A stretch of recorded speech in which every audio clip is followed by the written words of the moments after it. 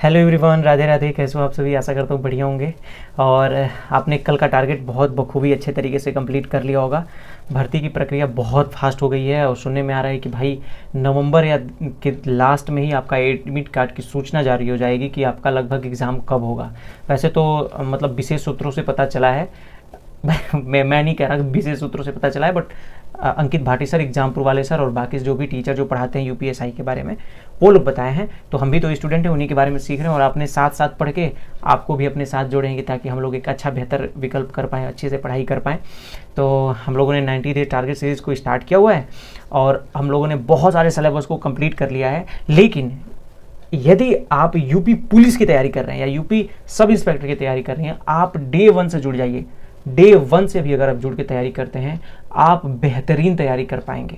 आप बेहतरीन ढंग से तैयारी कर पाएंगे, मेहनत कर पाएंगे और बहुत अच्छा परफॉर्मेंस करेंगे, है ना। अगर डे 1 से जुड़ते हैं तो पूरा 90 दिनों का सीरीज आपके सामने रहेगी। और मैं तो प्रीफर करूंगा कि जो लोग बीच में घर छोड़ भी दिए होंगे इसको, वो लोग भी फिर से स्टार्ट कर सकते हैं। अभी भी प्रॉपर एक दिन का टारगेट को 2 दिन में करके कंप्लीट करो, 2 दिन के टारगेट को 1 दिन में करके कंप्लीट करो। बहुत अच्छा टारगेट है भाई, सब कुछ कंप्लीट किया मैंने।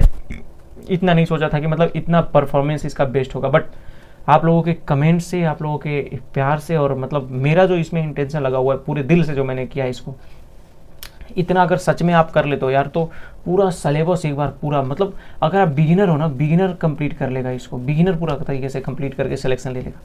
तो आज डे 75 है और हम लोगों ने अब केवल मात्र 15 दिन बचे हुए हैं इस टारगेट सीरीज़ को लेकर के, और मैंने लगभग 2-3 दिन का लिख भी लिया है, तो आपको कोई दिक्कत नहीं होगी, टाइम से वीडियो अपलोड कर दूंगा। तो कैलकुलेशन करना है आपको, 10 मल्टीप्लाई करने हैं। साइड में मैं लगा भी दूंगा कि आपको क्या क्या है ना। इधर साइड में मैं लगा भी दे रहा हूँ कि आपको क्या क्या करना है, क्या क्या नहीं करना है। तो कैलकुलेशन करना है, 10 मल्टीप्लाई करने हैं आपको। मैथ की आपको पाइप एंड सिस्टम करने हैं, है ना। पाइप और सिस्टम की करने हैं, class number 3 and class number 4। आप किसी भी टीचर से कर सकते हो, उसमें प्रॉपर जितना भी मैं दे रहा हूँ ना, उसी के आसपास सभी टीचर कराते हैं। लगभग अगर पाइप एंड सिस्टम पढ़ोगे तो 4-5 क्लास में के अंदर हो ही जाएगी वो पूरी तरह से।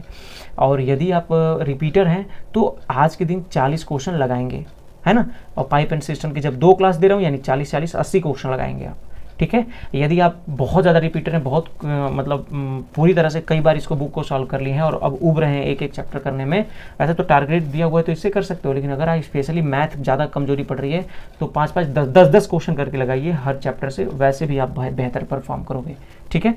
और ज़्यादा उबाऊ भी नहीं लगेगा और अच्छा खासा मतलब बेहतरीन एक विकल्प हो जाएगा मेरे हिसाब से, ठीक है। रीजनिंग में आपको डेटा सफिशिएंसी करना है, बहुत इंपॉर्टेंट है डेटा सफिशिएंसी। इसको एकदम दिमाग को खोल के बत्ती जला करके प्लीज़ मेरे भाई इसको कर लेना, क्योंकि इससे क्वेश्चन पूछता है और गलत भी होता है। आप परेशान भी होगे कि डेटा सफिशिएंसी के से क्वेश्चन आपसे बार बार गलत हो जाते हैं, तो भाई गलत होंगे ये क्वेश्चन, क्योंकि बहुत ध्यान से समझना होता है इसमें। इकोनॉमिक्स में आपको शिड भी करना है, एग्जिम करना है, एनएसबी करना है और आरआरबी करना है। ये बैंकों के जो थीम है, ये अगर आप टीचर से पढ़ रहे हो, अगर विनायक बैच से अगर आप कर रहे हो तो उसकी जो कि वीडियो भी पड़ी हुई है यूट्यूब पे फ्री में, विनायक बैच पूरा फ्री में पड़ा हुआ है। प्लेलिस्ट सर्च करोगे ना विनायक बैच इकोनॉमिक्स, तो वो पूरा प्लेलिस्ट मिल जाएगा आपको, तो वहाँ से कर लेना। ये टॉपिक है उसमें मेंशन है, वहाँ से कर सकते हो।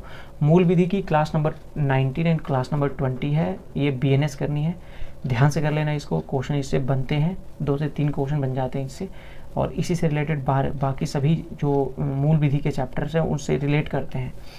इतिहास में मध्यकालीन इतिहास आपका शुरू हो गया है, प्राचीन इतिहास की 14 क्लास में पूरा प्राचीन इतिहास खत्म हो गया। आप किसी भी टीचर से करो, मे बी इतना क्लास में तो ख़त्म हो ही जाएगा अगर वो प्रॉपरली अच्छे से पढ़ा रहे हैं तो।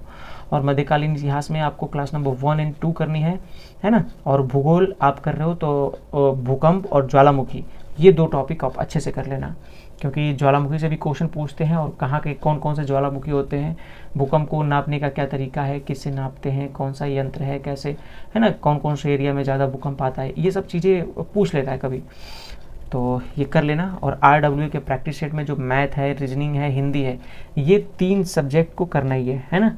आज आपको मैथ, रीजनिंग और हिंदी करना है। क्यों रीजनिंग दिया हूँ? क्योंकि बहुत दिनों से जीएस दे रहा हूँ, लेकिन आप रीजनिंग एक बार देखो सर कैसे पढ़ा रहे हैं, क्या कर रहे हैं।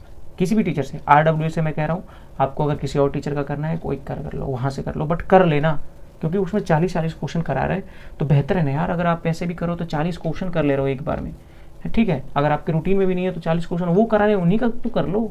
और वो जो कि चलेगा सीधे 2-3 महीने अभी चलेगा, डेली, तो सोचो कितनी अच्छी बात है, कितने सारे क्वेश्चन कर लोगे आप। अगर आपके 60 दिन भी चलते हैं तो 6 के 24, कितने सारे क्वेश्चन है, 2400 क्वेश्चन हो जाएंगे आपके, है ना। और चैनल को सब्सक्राइब कर लेना, पैसिव प्रिपरेशन बाय शिवम भाई नाम है चैनल का। आपके प्यार और सहयोग के लिए थैंक यू, और फिर मिलते हैं कल के टारगेट के साथ। चैनल को सब्सक्राइब कर लीजिए और टेलीग्राम चैनल पर सारी बुक की पीडीएफ भेज दी है। और एक नीचे प्यारा सा कमेंट जरूर लिखें कि आप किस डे पे हैं, कहाँ पे तैयारी कर रहे हैं, आप किस टीचर से पढ़ते हैं, नीचे ज़रूर कमेंट कीजिएगा। मैथ किस टीचर से पढ़ते हैं, रीजनिंग किस टीचर से पढ़ते हैं, हिंदी किस टीचर से पढ़ते हैं, और जीएस किस टीचर से पढ़ते हैं। प्लीज़ आप सभी लोग, मुझे देखना है कि कौन से टीचर की ज़्यादा मतलब चल रही है इस समय इसमें यूपीएसआई में। आप सभी लोग जो भी इस वीडियो को देख रहे हैं, आप नीचे ज़रूर कमेंट करेंगे। चलिए, तब तक के लिए थैंक यू, जय हिंद।